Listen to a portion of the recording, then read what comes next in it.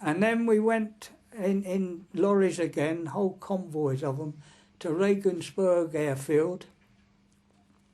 And that was a sight that I thought would never happen. We saw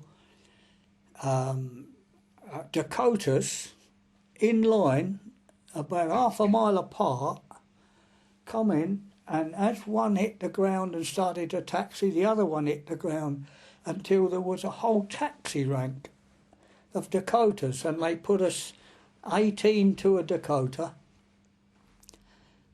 and then they took off. A guy was there with a very light pistol, and every time he fired a green, one took off, and a green and one took off.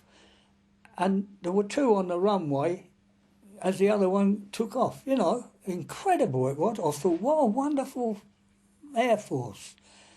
And never been in an airplane before. That was a thrill.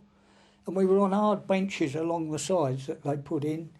And then we were going along nicely, and a guy came out the back and he said, "Okay, guys, you want to see Frankfurt? The bombing we did on Frankfurt?" So we said, "Yeah, we shouldn't have done though." He just went, and your stomach came up, you know. And well, the earth was up there and the sky was down there, and we went, but you never saw such a sight of bomb craters in all your life. And we eventually landed at Reeves in France, and we were put into one of these very posh spa hotels with beautifully cut lawns and stuff, and they lined us up on the lawn, and they said, "Okay, guys, now strip, leave everything there. Any valuables you want to keep, just leave them in a pile and we will leave them there." And they took us into a big communal shower, and all round were German prisoners of war in shorts with big fluffy towels, bars of soap, even offered to scrub our back, they did. So we were saying, "Get out of here." And we dried off, and we walked straight out of there through a tunnel into the longest quartermaster store you ever saw, and they kitted us out with American uniforms. And you know, I mean, I was about 9'6" when I was captured, and I was about 6'10" when I got home, you see. And so they even got stuff that fitted me, even a pair of boots. And they had boots sort of from size E to double E to treble E to quadruple E and all that. You know. And I walked out of there in a well, not a complete uniform, but the shirt and the underwear and the trousers. And their shirts had a little bit inside that pulled across, so you sort of had a vest across here, and boots and the lot. And then they took us and gave us some food. Oh no, wait a minute. First of all, they said that come and visit the ladies of the Red Cross. And a guy had come up to old Caney and old Flash and me. We kept together till then, never seen them since. We kept together, came up and he said, "My name's Bob Berger and I'm going to be your barracks buddy." And being polite, I just looked at him, but old Caney said, "What's a barracks buddy then, mate?" And he said, well, anything you want except women and alcohol. He said, "I've got a supply for you." So he took us to this big marquee with these lovely Red Cross ladies behind trestle tables, which were loaded with stamped pyramids of spam sandwiches. And they said, "Okay, fellas, dig in," you see. Of course, we went over there and we had a plate full like that, and we're just going to take a bite. And a British medical officer came through the door. "Just a moment. Put those back.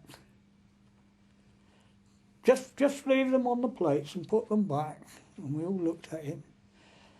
"You may take one."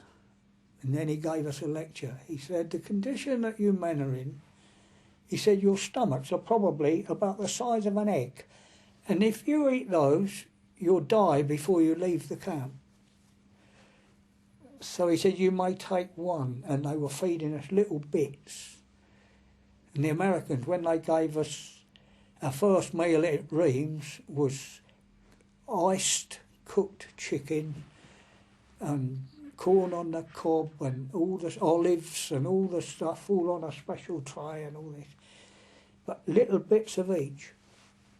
And they told us that, you know, that you can kill yourself if you eat too much. And then from there, we stayed overnight under canvas, and the next day they took us down to another airfield, and we saw our first Lancaster bombers, and what a sight.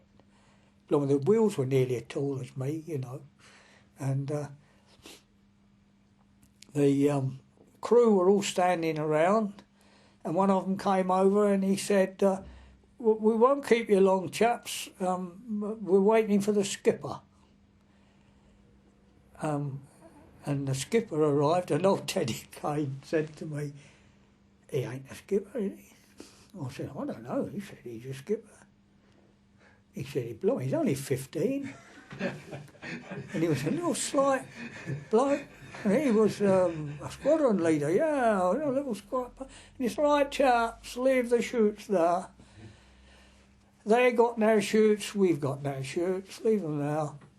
So he said, right, we'll have 4 across the main spar. We'll have 1 up in the upper turret, 1 in the nose turret. He looked at me and he said, oh my God, air gunner style.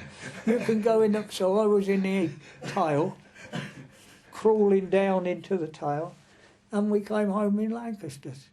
Now, I was very thin, but I was very fit, you know. Been in the mountains and all that. So what made us smile, and old Caney and old Flash were the same, and what made us smile was when we got there, they put a ladder up, because you were right up here, and then Lancaster, and there were WAFs, one each side at the bottom, helping us down. And then they were going to help us across to the hangar. So we let them for a year. And the WVS and the Women's Institute, and they were there with tea and cakes, and then from there they took us to Chalfont St Giles in Nissen huts, and we stayed overnight, and the WVS sewed our medal ribbons on and stuff, and an officer came in and said you will get your medals by post, and they gave us some money and a British uniform. And a new kit bag and stuff, and then they asked us where you live, sort of thing, and I said I live in Reigate. I said, and are your people still there? I said I don't know. I've heard nothing for about 9 months or so, which we hadn't. You see, we'd been out and all that, and because we got no mail while the bombing was going on latterly, and. So that's no problem. And they phoned Reigate Police Station, and Inspector Parker, that I knew very well, she says, and Inspector Parker has just told us that your mother and father are still there, and he passed your house this morning and said good morning to your mother. Well, that was that, yeah. And then they took us to the different railway stations through London. The first time we seen the devastation in London, you know. And got on a train at Victoria, all on my own. Got out at Red Hill Station, and a porter came up and he said, "You all right?" And I said, "Yeah." What? I said, I'm looking for the way out. He said, "You just come from abroad?" I said, "Yeah, I've been a prisoner of war." "Come on, mate." He took me down in the lift. And then I eventually went home. No flags flying, no banner, welcome home or anything. Didn't have time. And that was it, yeah. That was the end of the war.